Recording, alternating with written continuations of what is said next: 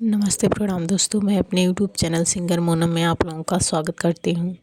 दोस्तों, मैं आप लोगों के बीच फिर से एक बहुत ही अच्छा पचरा गीत लेके आई हूँ। गीत को पूरा सुनिए, कमेंट करके बताइए कैसा लगा। अच्छा लगे तो वीडियो को लाइक करिए, चैनल को सब्सक्राइब करिए, मेरा सपोर्ट करिए।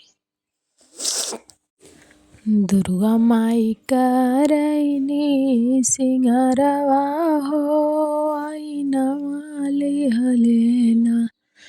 दुर्गा माई करैनी सिंगरवा हो, आई नवाले हलेना। घोड़ा दौड़ौले लाल चन भैया हो, कहाँ ये बहिनी ना। कही के जालू तू सिंगरवा हो, कहाँ ये बहिनी ना।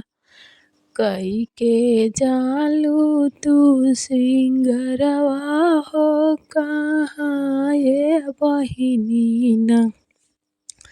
हम त जाइला ओही मलिया के दुअरवा हो, जहाँ ये भैया ना।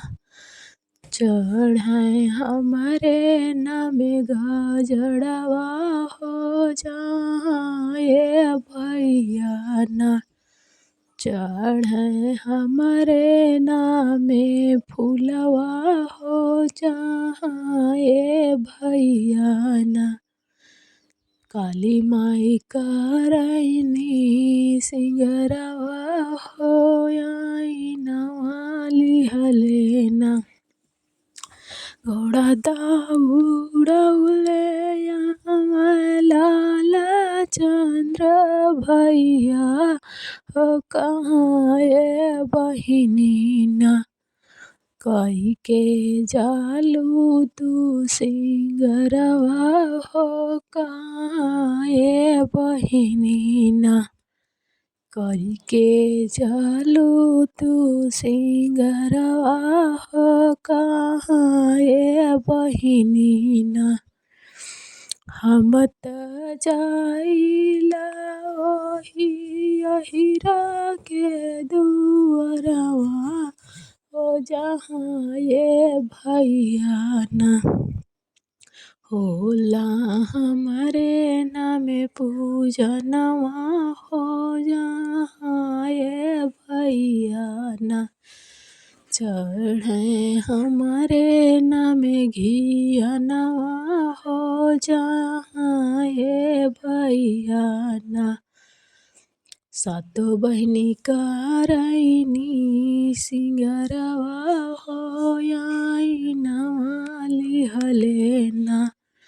घोड़ा दौड़ौले लाल चन भैया हो, कहाँ ये बहिनी ना। कही के जालू लोगन सिंगरवा हो, कहाँ ये बहिनी ना। हम त जाइला ओही भगतन के दुअरवा हो, जहाँ ये बहिनी भैया ना।